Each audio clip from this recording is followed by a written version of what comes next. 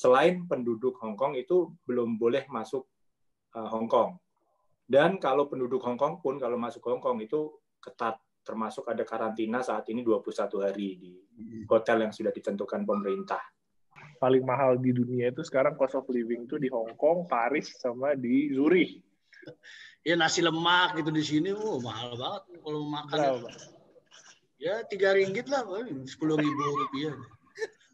Jalan keliling atau bahkan ketika rapat sama kalau kerja dalam pekerjaan gitu ya, rapat sama pihak Malaysia, unsur pemerintahan Malaysia atau apa itu enggak, malah ngomong bahasa Indonesia aja, kita ngomong bahasa Indonesia, mereka ngomong bahasa Melayu.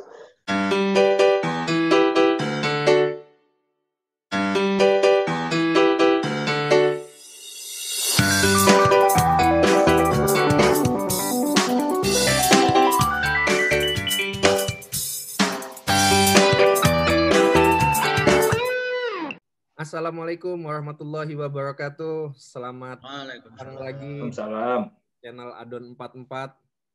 Saat ini atau di video kali ini saya nggak cuma ditemanin oleh satu orang, tapi sekaligus ada 3 orang dari wilayah yang berbeda-beda. Di sini ada, kita sapa dulu ya, ada Mas Awang dari Hong Kong. Apa kabar Mas? Baik. Alhamdulillah. Luar biasa. Lagi dingin di sana Mas ya? Dingin, ini puncaknya dingin. Berapa Mas sekarang suhunya Mas? 8 derajat. Mantap. Oke, kita lanjut dulu ke siapa ya? Siapa dulu ya? Yang jauhan kali ya.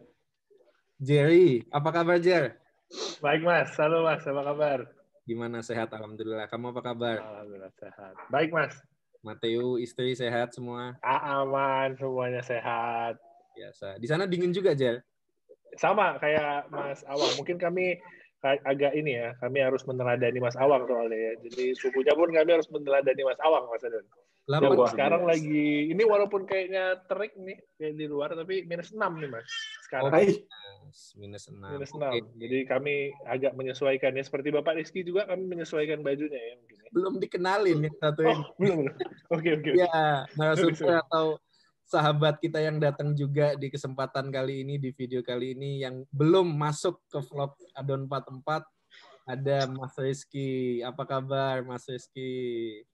Assalamualaikum. Waalaikumsalam. Waalaikumsalam. Alhamdulillah baik. Alhamdulillah. Tadi lupa saya, Mas Jerry itu ada di Swiss, di Jenewa. Nah kalau Mas Rizky ini kayaknya nggak jauh dia, loncat bersin aja nyampe Jakarta, ada di Kuala Lumpur. Di sana nggak dingin dong. Wah, hari ini lagi dingin, 8 sini. 28.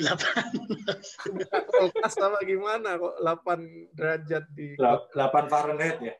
Siap.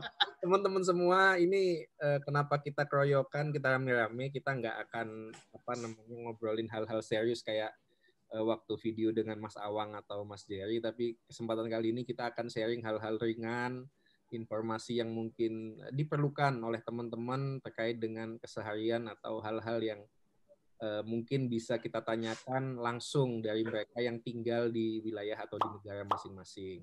Jadi nanti akan coba saya tanyakan beberapa hal atau kita ngobrolin beberapa hal yang mungkin nanti bisa jadi informasi penting juga nih buat teman-teman yang ngikutin atau ngedengerin atau ngelihat video saya kali ini. Ada hal-hal yang mau disampaikan nggak Mas? Gambaran singkat tentang tempat atau negara penempatan teman-teman semuanya nih. Monggo Mas Awang.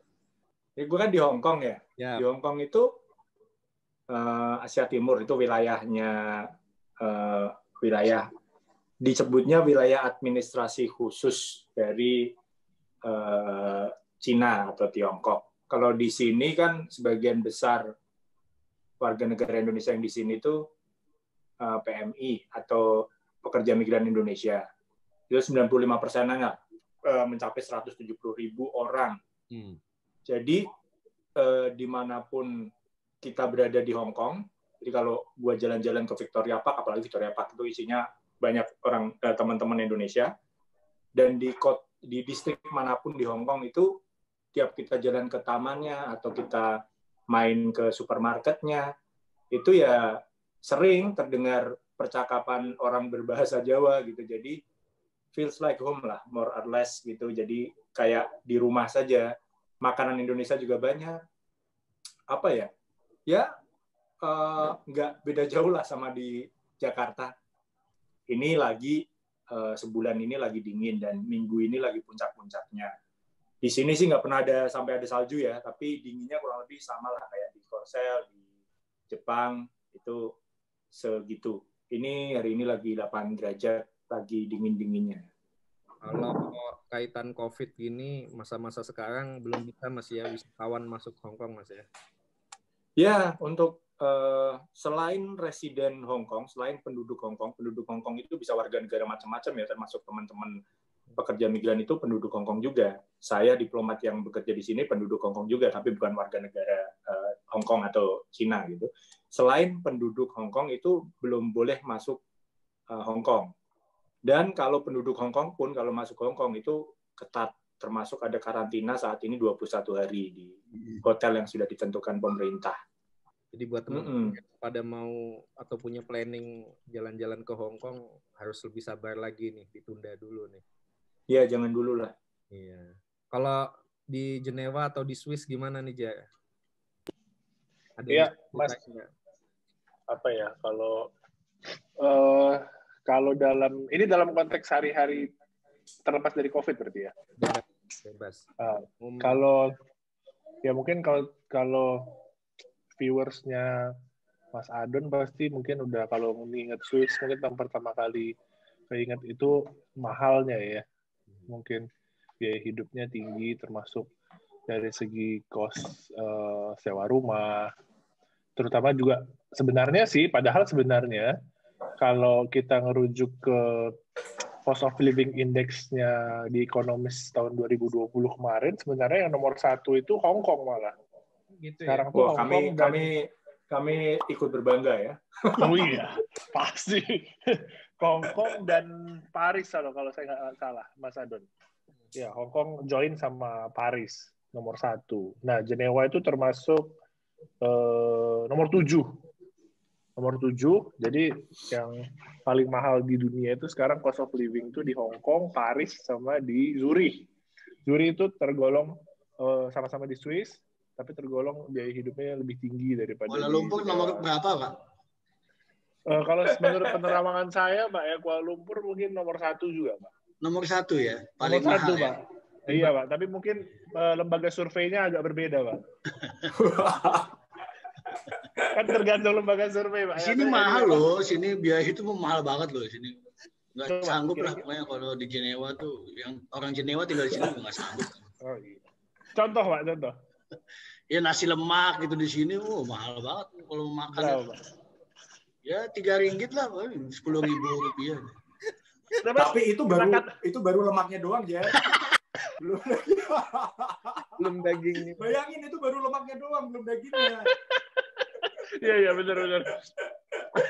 Anyway, iya Mas. Jadi di sini termasuk karena di sini kota yang banyak dengan ekspatriat ya, karena begitu banyaknya mission asing, termasuk salah satunya mission Indonesia, PT RI Jenewa. Jadi di sini juga perbandingan antara permintaan dengan penawaran housing, akomodasi, itu cukup ketat, jadi harganya juga sangat tinggi. Kalau dalam konteks COVID sekarang, ya ini kita masuk lagi ke ke lockdown kedua kali ya ini ya, sejak bulan Oktober 2020 kemarin sampai sekarang larangan berkumpul tidak boleh lebih dari 5 orang, dan itu pun hanya dibatasi dari 2 keluarga atau dari 2 community yang tinggal di rumah yang sama yang boleh berkumpul. Dan saat ini juga kantor kami juga masih menerapkan work from home, sistem work from home, dan sama seperti Hong Kong saya rasa juga kita Swiss masih belum boleh dimasuki oleh turis-turis asing sampai saat ini, makanya kami juga belum sempat ketemu dengan keluarga kami. Kebetulan kami baru punya putra pertama bulan April kemarin. Sampai sekarang belum pernah ketemu sama kakek neneknya. Jadi ya itulah kondisinya seketat itu kebijakannya saat ini. Ya mudah-mudahan kita doakan kondisi ini segera berlalu. Amin. Emang kalau orang PBB beda ya, ngomong santai gini aja pakai. Iya, memang di bawah asuhan Pak Yusril Iza Mahendra itu memang ini itu perlu partai Pak. Aduh. Ini kan PBB kan? Dia orang PBB kan? Kita ke Mas Rizky ini sekarang. Gimana nih Mas di sana Mas? Wah, Kuala Lumpur ya sebagai yang paling jauh di sini kan ya dari Jakarta, dari Indonesia ya. Aduh ya gimana ya, kalau Malaysia mungkin udah pada tahu lah ya, ini negara tetangga serumpun. Kalau tadi Mas Awang bilang Hong Kong feels like home, di sini feels like apa ya? Feels like own bedroom kayaknya. Nggak ada beda aja sama rumah sama kasur sendiri. Jalan di mana juga kalau jalan keliling atau bahkan ketika rapat sama kalau kerja dalam pekerjaan gitu ya, rapat sama pihak Malaysia, unsur pemerintahan Malaysia atau apa, itu nggak malah ngomong bahasa Indonesia aja, kita ngomong bahasa Indonesia, mereka ngomong bahasa Melayu, makanan nggak ada bedanya, makanan sebenarnya ini malah lebih ngerasa kayak di Sumatera aja sih, kalau dari segi budaya dan orang-orangnya ya. Nggak kayak di negara lain gitu. Kayak di Sumatera mana nih, Medan ya, Bataknya? Iya, ini ada orang Medan nih. Memang Mas Adon tuh Mas, tuh orang Medan tuh Mas. Orang Medan, Mas Adon itu orang Medan. Lu orang Medan. Saya mau nimpalin takut salah nanti. Siap. Jadi lucu, jadi kasus. Ya karena nggak ada yang menarik, ya udahlah ya kita sudah. Iya udahlah, yang lain aja lah kalau apa ya. Tapi enaknya di sini murah, maksudnya dengan ukuran Kuala Lumpur, kota yang lebih maju daripada Jakarta, biaya hidupnya cukup murah, untuk cari makan juga variasi, mau dari yang mahal fine dining sampai tadi saya bilang nasi lemak 3 ringgit juga ada gitu. Nggak kayak dua bapak ini luar biasa ini Swiss. Bentar Pak Rizky. Pak Rizky ini viewersnya Pak Adon ini kan mungkin ada yang belum pernah ke Malaysia. Jelasin nasi lemak itu apa, nanti takutnya dikira benar-benar nasi lemak doang. Nasi lemak itu, wah itu sangat beda sekali. Pokoknya kompleks ya untuk dijelaskan ya. Ya kurang lebih kayak nasi uduk lah. Ya teri kacangnya aja sama. Enggak, Mas Adon. Nanti mungkin perlu ada ininya Mas, gambar nasi lemak nih Mas. Di sini ya, bisa dilihat di sini nasi lemak. Iya, bisa lihat di bawah ini ya, link di bawah ini. Tanya Rizky nanti saya ganti sama. Aduh, jadi lapar saya. Iya. Pak Rizky jangan salah, tapi bukan berarti Pak Rizky di sini juga tidak ada nasi lemak Pak Rizky. Ada nasi lemak Pak Rizky di sini. Ada ya? Iya, bedanya harganya Pak. Oh iya, udah jadi saya Pak, jangan diceritain nanti sedih.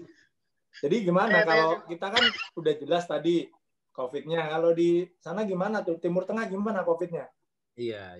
Boleh. Makasih awal pertanyaannya. Al-Covid. Kalau di Timur Tengah beda-beda, Mas. Di Timur Tengah beda-beda. Jangankan di Timur Tengah, di UAE aja karena memang terdiri dari beberapa negara bagian, yaitu kebijakannya berbeda-beda. Khusus di Dubai ini agak aneh. Jadi kasus meningkat terus, bahkan hari ini sudah nyampe 3.000. Ini per tanggal 9 ya, video ini dibuat itu sudah 3.000 kasusnya per hari, tapi sepertinya adem ayem. Jadi nggak ada wacana untuk pemberlakuan lockdown lagi dan sebagainya, karena mungkin mereka optimis sama program vaksinasinya kayaknya. Jadi bebas banget. Semuanya bisa masuk, wisatawan sudah mulai bisa masuk dengan protokol kesehatan, dengan melakukan PCR test dan sebagainya. Tapi ada karantina wajib gitu? Enggak, karantinanya cuman sampai, jadi masuk beberapa negara termasuk Indonesia saat ini ya, mereka dinamis, tapi saat ini Indonesia itu dikenakan kebijakan harus bawa tes PCR, atau kalau tidak bawa tes PCR dia harus melakukan tes PCR di Bandara Dubai. Nah, itu dilakukan secara gratis, habis itu nanti 1 hari atau 24 jam kemudian hasilnya keluar. Jadi selama hasilnya belum keluar, dia nggak boleh kemana-mana atau karantina, tapi kalau sudah keluar udah bebas. Jadi 24 jam habis itu bebas. Bahkan kalau dia bawa tes dari Jakarta, nggak perlu karantina di sini, udah bebas aja. Tapi tesnya yang hasil atau pengambilan spesimen tesnya diambil berapa lama sebelum penerbangan? Atau sebelum tiba di Dubai? Bebas? 72 jam. 72 jam dari pengambilan spesimen, bukan hasil keluar kan? Pengambilan. Oke. Siap. Oke, itu aja mungkin yang mau saya share. Nah, selanjutnya kita spesifik nih. Tadi kan teman-teman beberapa ada yang sudah mulai nyinggung masalah biaya hidup. Mungkin kalau ngasih angka fixnya mungkin agak susah ya, tapi mungkin kalau dikasih range-nya gitu, kira-kira kalau kayak sewa apartemen atau based on pengalaman pribadi aja deh, masing-masing sewa rumahnya berapa gitu, mungkin Mas Awang. Kalau saya di Kuala Lumpur, Mas Awang, pertama Mas Awang, kedua kau Jenewa. Awang. Alamak. Emang orang ini mana, Jerry? Saya silakan. Tolong host di mute ya. Kalau di Hong Kong, misalnya apa ya? Sewa tempat tinggal dulu ya. Tempat tinggal tadi yang dikatakan oleh Jerry, Hong Kong salah satu yang termahal. Bahkan mungkin yang termahal saat ini ya. Mungkin sebelum demonstrasi dan sebelum COVID dia nomor 1, nggak tahu kalau sekarang. Jadi rata-rata untuk apartemen di pusat kota 30 meter persegi atau 40 meter persegi itu kalau dirupiahkan mungkin di kisaran 30 juta rupiah. Itu ya hanya 30 meter persegi sampai 40 meter persegi, sangat kecil sekali. 2 atau 1 kamar. Dan ya seperti ini contoh kamar saya itu udah langsung itu kamar mandi dan dapur. Itu di depan di sana cuma ada kamar. Udah, jadi berapa langkah sudah nyampe kamar mandi, berapa langkah sudah sampai dapur. Tapi mahal, 30 jutaan itu. Itu pun konon sudah turun harganya karena gelombang demonstrasi di tahun 2018-2019 dan kemudian disusul dengan COVID. Sudah turun harganya. Untuk biaya-biaya lain, kalau untuk biaya makan dan lain sebagainya itu Hong Kong itu sebetulnya mirip-mirip Jakarta. Jakarta itu atau Kuala Lumpur mungkin mirip juga ya. Jadi kalau di indeks-indeks yang terkait dengan living cost itu kan ada misalnya Jakarta, sekali makan itu berapa USD, tapi itu di atas kertas. Artinya bisa nyari yang murah. Kayak Jakarta itu kan kalau lu makan di GI, lu makan di mall atau di mana, ya mungkin 100 ribuan sekali makan gitu kan. Tapi kan kalau mau nyari pecel lele, terus warteg, itu paling makan 15.000, 20.000. Nah, di Hong Kong seperti itu. Jadi, di atas kertas, kalau hanya dilihat dari makan di tempat-tempat yang cukup, cukup enggak fine dining juga, yang cukup proper gitu, itu memang mahal, termasuk yang mahal. Tapi bisa nyari yang murah di warung-warung, kayak warung kopi lah. Kalau di sini ada istilahnya cacanteng, itu tempat ngeteh, kayak warkop sebenarnya di Indonesia, itu murah-murah. Jadi mahalnya di atas kertas. Ya sekali makan kalau mau yang murah itu 30 Hong Kong dolar itu berarti sekitar 50.000 rupiah dapat. Tapi standarnya ya di kisaran 80.000 rupiah sampai 100.000 rupiah itu standar, bukan yang mahal. Itu standar. Tapi bisa dapat yang murah yang 50 ribuan rupiah sekali makan itu bisa. Nah ini pakai rupiah biar gampang ya viewersnya Mas Adon untuk membayangkan. Kurang lebih gitu. Mungkin tempat tinggal sama makan dulu. Nanti nyusul kalau ada pertanyaan lain. Cukup lah. Biar variatif kita ke Mas Rizky dulu deh. KL gimana? KL ya yang paling mahal ya. Untuk tempat tinggal ini gue tinggal di apartemen 2 kamar. Kalau yang bisa dibanggain ya itu doang, jadi murah, jadi luas, jadi nggak kayak Mas Awang, jadi sempit banget kan. Aduh. Murah kok bangga. Tapi masa tinggal langsung ketemu dapur, langsung kamar mandi loh, aduh. Tapi kan mahal. Sirkulasi udara itu enggak ini gitu. Ini kalau di sini kan ya 30 orang pun masuk gitu kan. Woi, luar biasa. Bisa buka kos-kosan di situ, Pak? Bisa. Main futsal juga bisa. Ini harganya 3.200 ringgit sebulan, sekitar 10 sampai 12 juta rupiah kali ya. Ini udah termasuk masih di tengah kota, lingkungannya ramai, banyak makanan. Jadi sebenarnya ini kawasan yang desirable juga, yang ini juga banyak minat, tapi harganya ya segitu lumayan murah ya dibanding Hong Kong gitu, apalagi Jenewa atau Dubai. Itu rata-rata emang segituan sih untuk apartemen. Banyak yang nggak seluas ini tentunya yang jauh di bawah harganya kalau mau cari juga. Jadi kalau biaya tempat tinggal sih sebenarnya nggak terlalu mahal sini, mungkin sama aja lah kayak Jakarta juga ya. Kalau makan tadi ya udah dibilang, kalau KL ini enak, dia mau dari yang mahal sampai yang murah, bisa nemu nasi kandar itu juga banyak tuh. Makan roti cane, nasi kandar, nasi lemak itu juga banyak di mana-mana, harganya murah. Mungkin kalau di situ sekali makan dengan minum mungkin habis 10 sampai 15 ringgit ya, 30.000, 40.000, 50.000 rupiah. Nggak mahal sekali makan untuk ukuran ibu kota ya, KL ya. Kalau ke daerah-daerah lebih murah lagi harganya. Ada juga yang jauh lebih, ini nih udah nggak di mute nih, mau ngomong apa nih anak nih? Apa lo? Tiba-tiba unmute nih, mau ngomong apa nih orang nih? Gangguin aja. Itulah kalau makan, biaya makan di KL murah lah, enak lah. Mantap lah pokoknya. Selera juga nggak jauh beda, nggak akan kesulitan harus adaptasi kayak misalkan di Jenewa atau di Prancis yang harus makannya makanan Eropa kan. Kalau di sini ya nasi Padang juga banyak.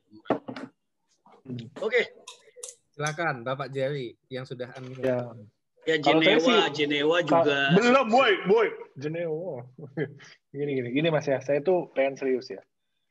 Kalau saya sih melihatnya mahal murah itu relatif ya Mas. Asik. Itu relatif ya. Kalau menurut saya sih di Jenewa. Ini kalau host tuh boleh kick ini nggak sih?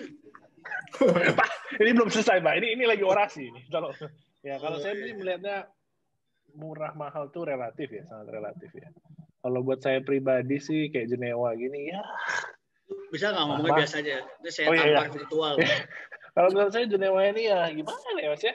Mahal Mas. Jadi ya mahal gimana ya? Ya kalau saya sih indikatornya 3 itu ya, kebutuhan primer ya, sandang papan pangan itu ya. Kalau ini kan prinsip ekonomi sebenarnya ya. Ya kalau mahal aja Pak. Jadi kalau kayak rumah gitu ya Mas, kalau kayak kami, kalau kayak saya kebetulan rumahnya itu sekitar 45 meter persegi kali ya. Ya Allah, sempit banget. Kau besok kesini ya nggak aku tampung di sini, awas. Kira-kira 45 meter persegi Mas. Itu biaya sewanya per bulan sekitar, kalau dikurskan sekitar 35 juta rupiah.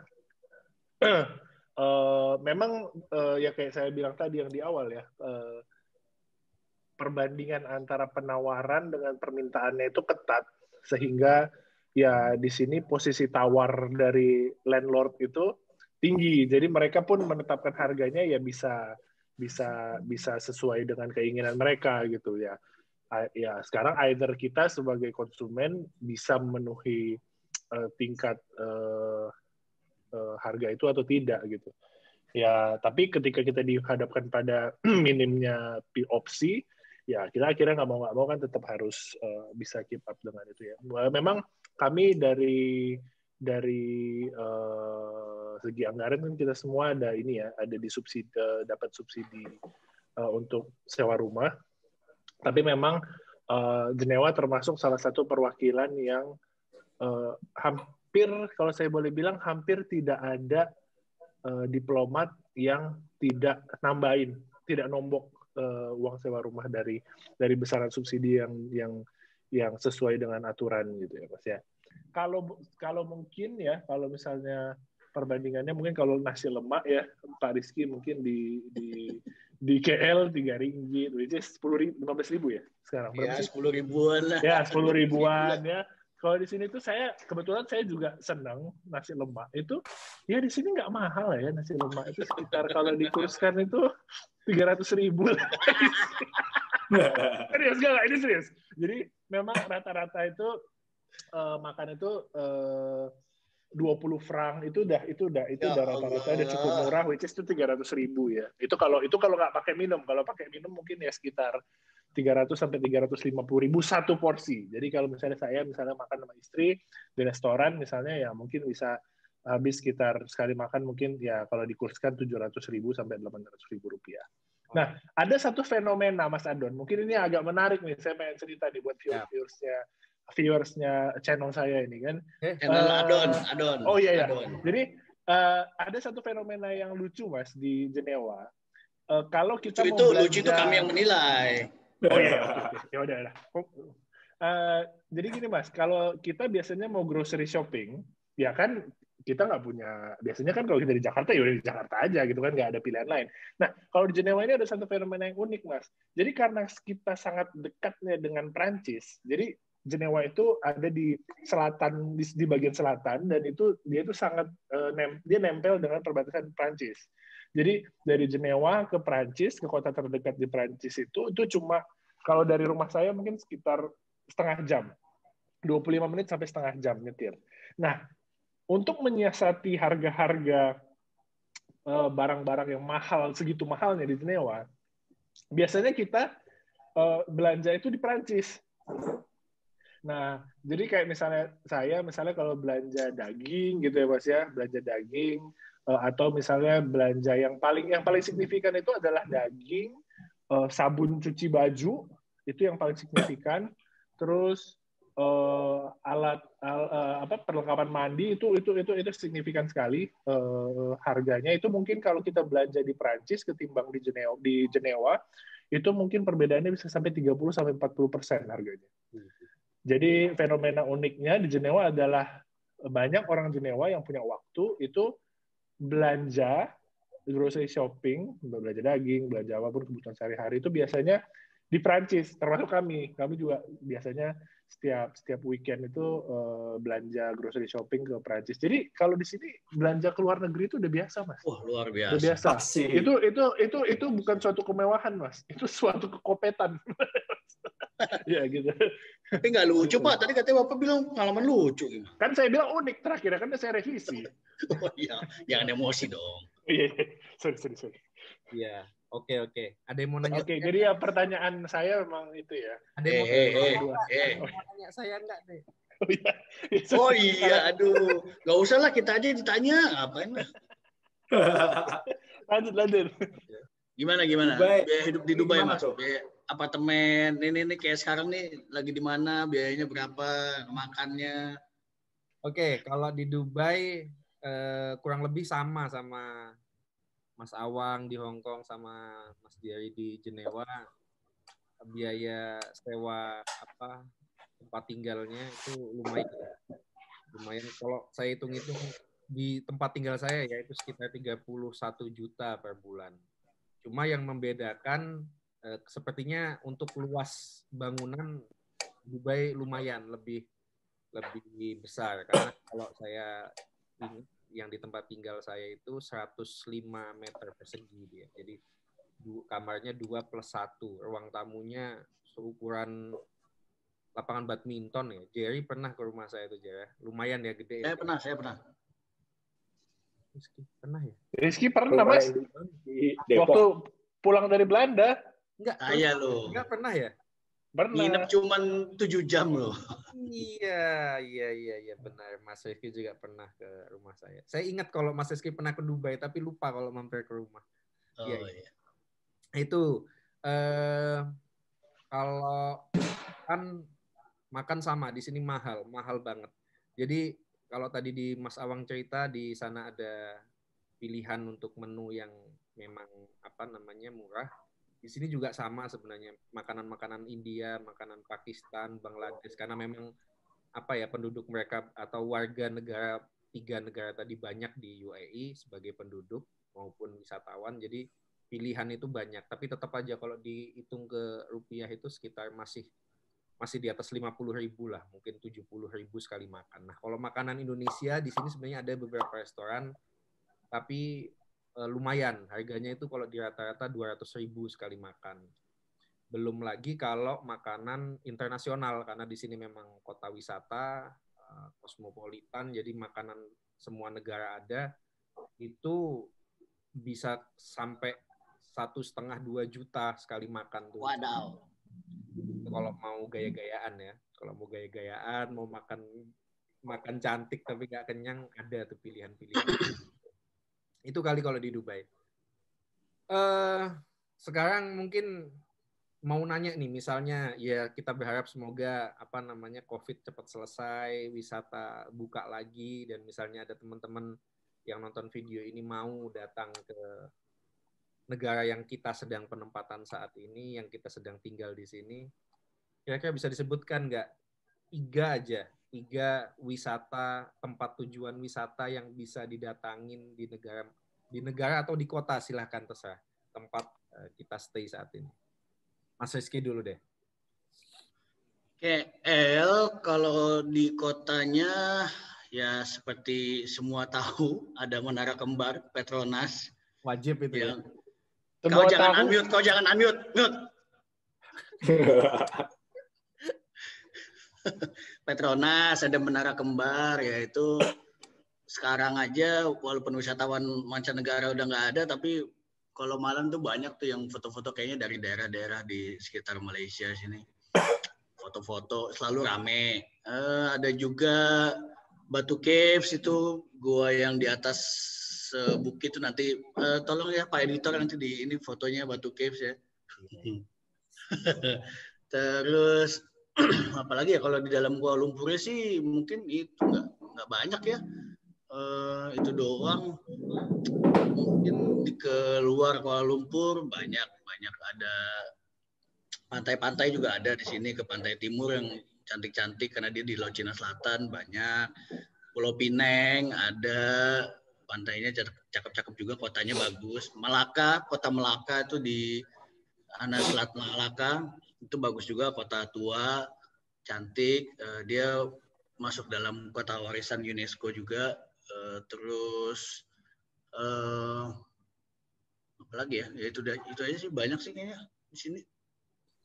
Nah, kalau di Hong Kong apa nih, Mas?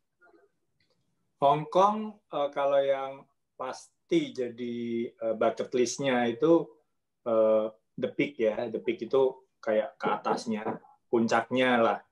Tapi jangan bayangin kayak puncaknya di Indonesia yang benar-benar tinggi. Ini enggak sih, sebenarnya enggak tinggi. Hiking aja juga, maksudnya jalan ke situ juga nggak capek-capek banget. Dari situ bisa melihat kota Hong Kong. Ya, gedung-gedungnya, lautan betonnya Hong Kong itu gedung-gedung yang skyscrapers itu kelihatan semua. Ada juga yang mirip Dubai. Jadi kalau di Dubai itu kan ada yang permainan air mancur di Dubai Mall itu. Ya, Dubai Fountain. Nah, kalau di Hong Kong ada namanya Symphony of Lights. Symphony of Lights itu permainan laser dan musik dari gedung-gedung. Jadi di Hong Kong itu ada Hong Kong Island, ada Kowloon, wilayah Kowloon yang dia nyambung ke mainland China. Jadi dari sisi Kowloon maupun sisi Hong Kong Island itu di tiap hari malam Minggu jam 8 malam kalau nggak salah itu permainan laser yang melibatkan sekitar 40 sekian gedung berpartisipasi. Jadi ada musiknya juga. Nah, itu harus disamperin itu. Selain itu, paling Hong Kong kan banyak pulau ya, pulau-pulau kecil. Jadi wisata trekking atau hiking. Dan hiking atau trekkingnya jangan dibayangin kayak di Indonesia yang capek ya. Di sini tuh jalannya udah dibikin bagus, terus toiletnya bagus, dan tidak semengerikan di Indonesia lah. Saya yang bukan anak hiking pun kalau di sini masih kuat, kalau di Indonesia mungkin nggak kuat. Jadi dari hiking itu banyak spot-spot pulau-pulau kecil di Hong Kong yang Instagramable. Nah, satu lagi kalau untuk yang wisata mungkin Hong Kong itu termasuk kalau nggak salah 7 besar kota ya, bukan negara ya, kota dengan jumlah restoran Michelin terbanyak. Michelin itu bacanya apa ya? Nggak tahu lah. Ntar tanya orang yang sastra Prancis. Michelin ya. Michelin loh. Yang paling banyak nomor 7. Tapi bearing in mind Hong Kong itu kan kecil. Jadi banyak dan banyak yang murah. Sama kayak Singapura. Singapura nomor 9 kalau nggak salah. Nomor 1 Tokyo. Jadi kalau mau di Hong Kong, rasain makan di tempat makan Michelin yang murah, itu banyak. Jadi misalnya di Causeway atau di Central gitu, ada di satu gang itu udah ada 3 restoran yang Michelin. Kemudian di gang sebelahnya ada lagi, dan itu murah-murah. Rp100.000 lah udah bisa dapat itu untuk 2 orang, siomay gitu. Jadi itu perlu dicoba juga kalau pengen ngerasain sensasinya makan di restoran Michelin dan foto-foto dengan gambar ada sosok Pak Jerry di situ kan, yang mirip logonya Michelin itu. Ya. Itu Pak Don. Siap. Lanjut ke saya ya, karena di Jenewa kan nggak ada ya. Ada aja. Ada nggak? Kalau ada silahkan. Ya, nggak, Mas Adon dulu deh. Kan tadi kan biar tukeran. Iya. Kalau di Dubai wajib banget pasti ke Burj Khalifa lah ya. Itu gedung tertinggi di dunia saat ini. Foto di situ ya, kalau punya waktu, kesempatan, kemudian ada uangnya, bisa juga nyoba naik sampai ke lantai 124 tuh. Cuman kalau enggak ya foto di bawah itu udah wajib. Bentar Don, keluar dari Burj Khalifa itu dari lantai yang itu berapa? Lantai berapa? Yang foto di lantai 124. Oh, ada boleh keluar jendela kayak Tom Cruise gitu nggak yang di Mission Impossible? Boleh ya? Disiapin di foto dari bawah gitu. Siapin balkon nggak loncat, Pak. Ada balkon. Banyak nonton sinetron begini nih. Ya. Siap. Itu foto 1. Nah, di situ yang tadi sempat disebutkan Mas Awang juga ada Dubai Fountain di bawahnya itu, di bawah Burj Khalifa, di area Dubai Mall-nya itu wajib juga. Jadi setiap hari mulai jam 6 malam sampai jam 11 malam itu diputar setiap setengah jam sekali, bisa disaksikan secara gratis. Kemudian yang kedua itu tadi anggaplah satu paket ya, Burj Khalifa, Dubai Fountain sama Dubai Mall tuh satu paket tuh karena wilayahnya sama. Terus yang kedua foto wajib di Burj Al Arab. Burj Al Arab ini yang diklaim sebagai satu-satunya hotel bintang 7 di dunia. Itu juga salah satu ikon kota Dubai. Itu kalau malam permainan lampunya juga cantik. Kemudian yang ketiga Atlantis. Atlantis ini adalah pulau reklamasi. Jadi di sana kita bisa foto di ujung pucuk dari pulau reklamasi itu yang dibangun sebuah hotel megah di situ, Hotel Atlantis namanya. Dan di situ teman-teman kalau udah foto di situ sekalian mampir ke The Pointer. The Pointer itu mall yang di area yang sama, kurang lebih lah pokoknya di situ juga. Itu sekarang sudah buka per bulan Oktober kemarin, saingannya Dubai Fountain yang di Dubai Mall. Di situ ada yang diklaim sebagai fountain terbesar atau terluas di dunia saat ini. Jadi sejak Oktober itu The Pointer yang dulunya sepi sekarang mulai jadi salah satu tujuan wisata juga. Jadi mulai agak rame. Itu mungkin. Nah, selanjutnya silahkan nih Pak Jeremia Budi Pratama. Iya Mas. Kalau Jenewa itu sebenarnya kotanya kota kecil ya. Jadi kalau beda dengan Dubai, mungkin KL sama Hong Kong yang memang metropolitan ya. Di sini sebenarnya kalau Swiss secara umum sebenarnya terkenal dengan wisata alam ya, gunung dan danau. Karena kan ini Swiss kan negara landlocked ya, jadi nggak ada pantainya. Jadi memang landscape-nya memang harus diakui sangat indah sekali ya, terutama di musim gugur ke belakang. Tapi kalau Mas Adon nanya soal Jenewanya mungkin yang paling pasti pertama kali itu adalah itu ya Jet d'eau ya, yang air mancur yang menyorot ke atas 145 meter. Itu menyemburkan 500 liter air per detiknya. itu jadi landmarknya Jenewa di tengah-tengah Lake Geneva itu, Danau Jenewa. Memang itu, dan daerah di sekelilingnya itu memang daerah yang elit, daerah wisata juga, banyak hotel-hotel dan pertokoan di sana. Itu yang jadi landmark utamanya Jenewa mungkin ya. Tapi sebenarnya ya Mas Adon, akan sangat sayang kalau ke Swiss tapi hanya di Jenewa aja gitu loh. Apalagi dalam waktu 24 jam ya. Mungkin bahkan kalau kita sampai ke bagian agak utaranya Swiss itu mungkin nyampe kali Mas 4 jam, 5 jam perjalanan, yang mana mungkin dalam satu hari bisa ya. Nah, mungkin ini ada yang sedikit menarik nih Mas Adon.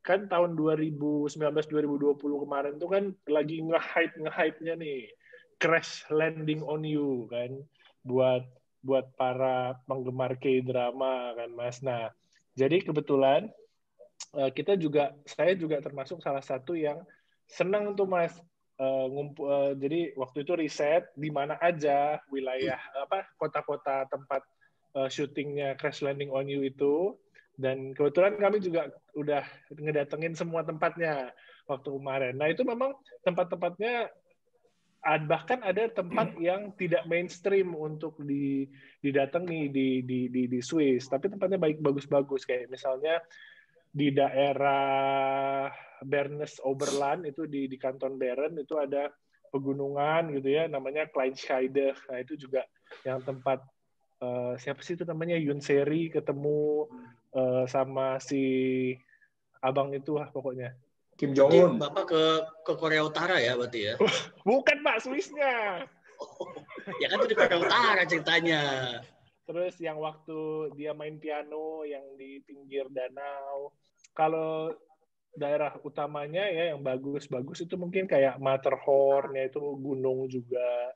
Terus kalau kota-kotanya itu, setiap kota di Swiss itu unik-unik ya. Jadi walaupun kelihatannya kita kayak ngapain sih ke kota lain gitu ya, kayak kota lagi, tapi setiap kota itu punya vibe yang beda-beda gitu. Jadi yang mana sangat menarik untuk dikunjungi. Bahkan kayak Zurich aja yang kota besar itu menurut saya cukup menarik untuk dikunjungi, kayak terus Lucerne juga, macam-macam lah Mas.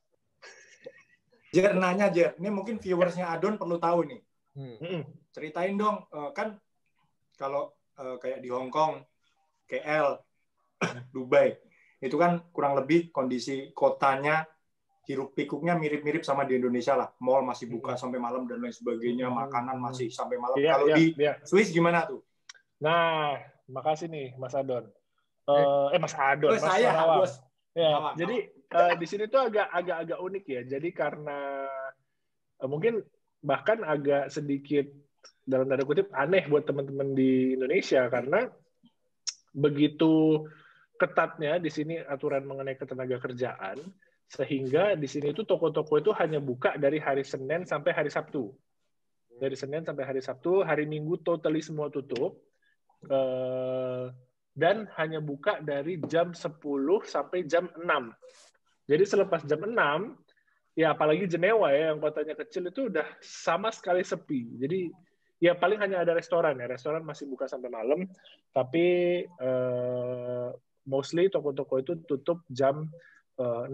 Jadi ya sangat berbeda dengan dengan Hong Kong, dengan Dubai, dan dengan Kuala Lumpur.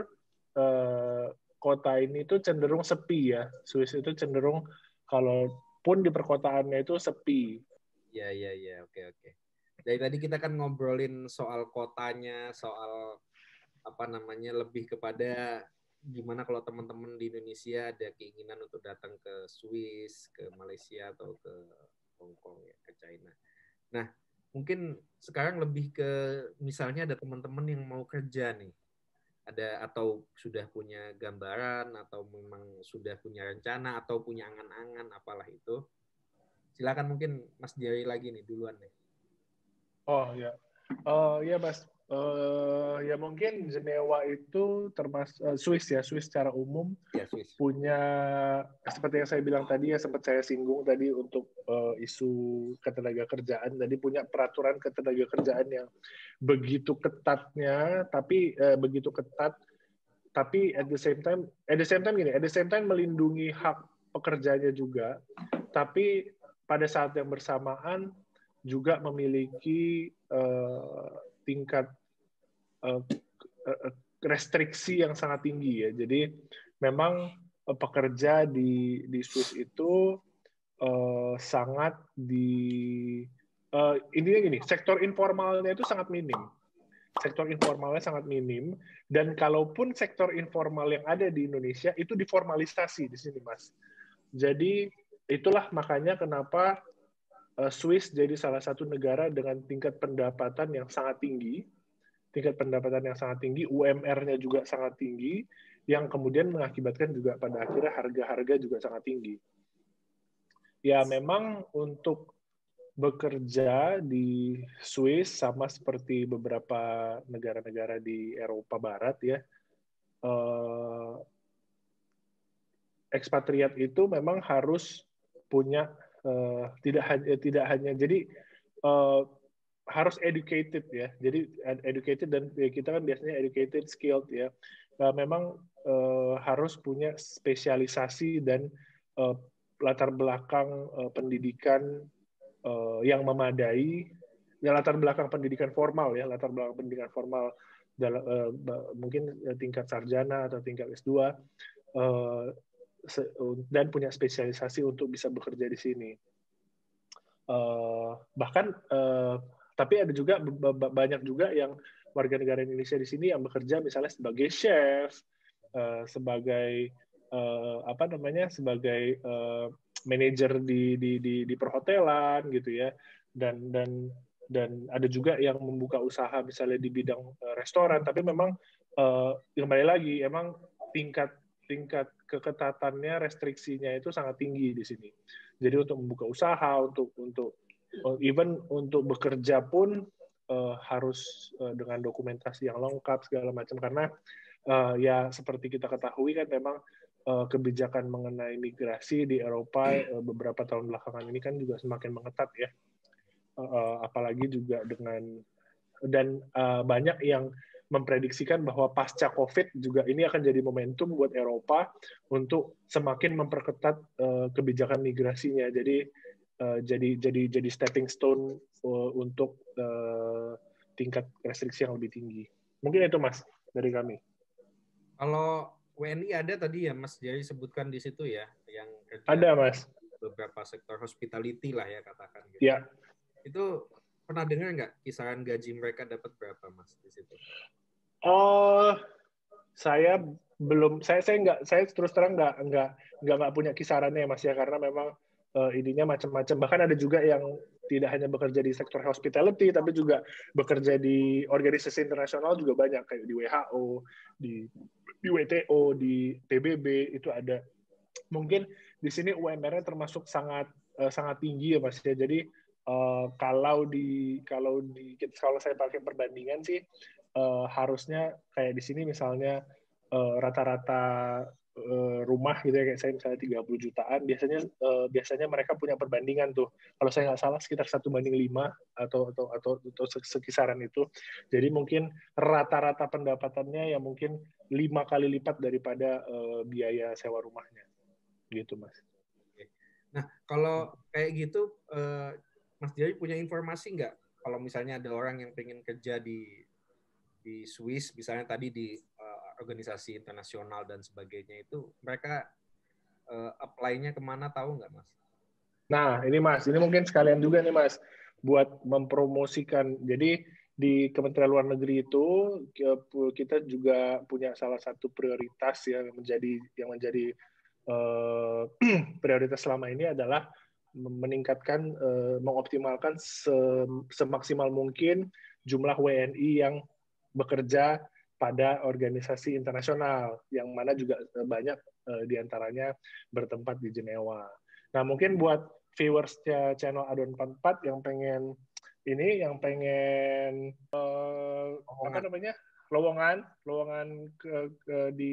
lowongan di organisasi internasional, bisa melihat di Instagramnya Setdijen KSM Kemlu. jadi itu set multi itu biasanya ya Sekretariat Direktorat Jenderal Kerjasama Multilateral Kemlu itu menjadi focal point untuk mempromosikan peningkatan jumlah WNI yang bekerja di organisasi internasional. Nah, upaya tersebut ya salah satunya dengan mensirkulasikan informasi-informasi lowongan kerja yang ada di organisasi internasional, baik itu di Jenewa, juga di misalnya di New York atau di tempat-tempat lain, tempat organisasi internasional. Jadi mungkin viewersnya Island 44 boleh tuh follow Set Multi. Siap. Oke, lanjut kita ke Mas Rizky nih di KL. Gimana Mas di sana Mas? Kalau apa? KL ya kebanyakan pekerja di sini kan domestik ya. Tapi kalau selain domestik kayak di multinational company gitu yang saya tahu ada di perusahaan-perusahaan di IT ada sebagai banker ada sini yang oil and gas ada pilot dan pramugari juga banyak orang kita di sini. Kalau masuk sininya sih rata-rata udah tinggal pindah ya, maksudnya bukan dia masuk sini lalu bekerja, tapi dia sudah berkontrak dulu di Indonesia misalkan untuk bekerja di sini lalu dia pindah ke sini. Itu yang dibenarkan seperti itu. Terus untuk gaji ya, gaji ini yang gue tahu aja ya, mungkin kisarannya kalau nggak salah pernah dengar itu sekitar minimal 4.000-an ringgit lah. 4.000-an ringgit mungkin antara 4 sampai 6.000 kalau untuk starting levelnya ya untuk masuk ke sini gitu. Mungkin 4.000-an ringgit itu minimal ya, itu mungkin sekitar 14 jutaan rupiah. Gitu. Untuk pekerjaan apa?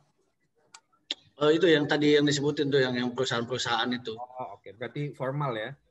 Ya formal itu minimal segitu biasanya. Nggak tahu ya itu biasanya kalau sama perusahaannya mungkin udah ditanggung juga tempat tinggalnya ya. Jadi itu udah bersih yang dia dapat segitu. Kalau tips-tipsnya bertahan di sini sebenarnya kalau untuk tadi ya ada nggak susah di sini karena bahasa budaya orang hampir sama lah 90%, 80% tuh sama aja kayak orang Indonesia kayak di Indonesia gitu. Mungkin kalau orang nggak ngomong ketemu di jalan juga nggak tahu nih orang Malaysia apa orang Indonesia gitu.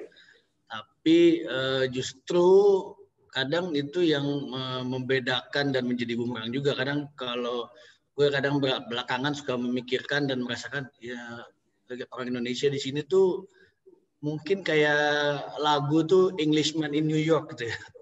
Kayak orang Inggris yang berada di New York. Jadi dia merasa sama tapi tak sama gitu sebenarnya. Ketika ngomong sama orang beda juga gitu. Oh Indonesia ya gitu. Tapi walaupun ya ada plus minusnya lah. Di satu sisi kalau ada yang sensitif kayak kemarin tuh masalah lagu Indonesia Raya, lagu kebangsaan kita diparodiin, ya agak sensitif suasananya kayak hati-hati gitu loh.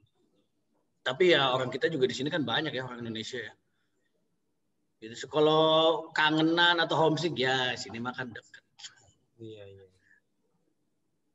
Tapi berarti kerja di sana ya artinya sumbernya banyak lah ya. Bisa banyak.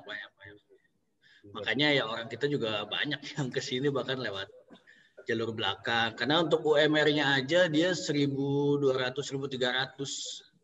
Itu mungkin sekitar 5 jutaan. Ya jauh lah dibanding di Indonesia. Makanya pada bela-belain ilegal pun masuk sini gitu. Karena memang lebih menarik dari segi ekonomi. Untuk nggak cuma orang Indonesia doang, banyak pendatang asingnya dari negara-negara lain sekitar sini juga. Oke, di Hong Kong gimana Mas Awang?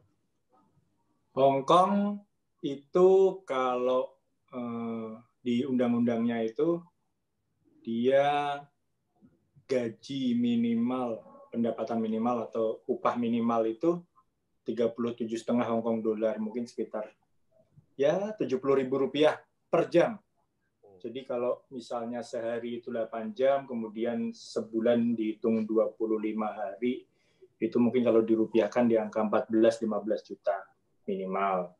Tapi kalau untuk pekerja migran itu ada pengaturannya sendiri, itu di angka 4.000 sekian Hong Kong dolar atau sekitar 7 juta, 8 juta.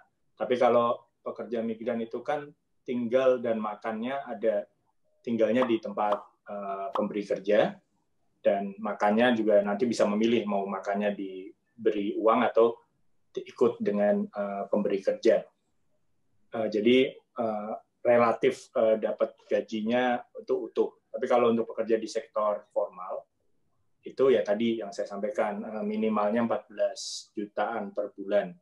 Itu minimal sekali. Saya sering beberapa kali lihat ada pengumuman di restoran-restoran itu untuk waiter saja, itu di angka 15.000 Hong Kong dolar atau 20.000, yaitu sekitar 15.000 itu sekitar 25 juta. Itu hanya untuk waiters, bukan chefnya, bukan macam-macamnya, bukan yang ini ya masak atau yang punya skill lebih ya. Jadi besar, dan orang Indonesia di sini banyak kan. Kalau di sini ada Hong Kong, ada Macau, itu industri hospitality, hotel, restoran dan sebagainya itu banyak, dan banyak mempekerjakan orang Indonesia juga. Cukup banyak pramugara. Terus saya sempat ketemu juga dengan beberapa orang Indonesia itu di sektor telekomunikasi, IT, itu cukup banyak. Jadi pilihannya lumayan banyak. Tapi biasanya kalau yang IT, telekomunikasi dan sebagainya itu memang tadi mungkin mirip dengan yang disampaikan Rizky atau Jerry. Jadi dari perusahaannya di Indonesia atau rekrutmennya dari Indonesia, termasuk kalau jaringan hotel ya, misalnya jaringan hotel Four Seasons, jaringan hotel Hilton, itu memang mereka sudah direkrut dan siap ditempatkan di mana saja, termasuk di Hong Kong atau di Macau. Begitu juga di Indonesia.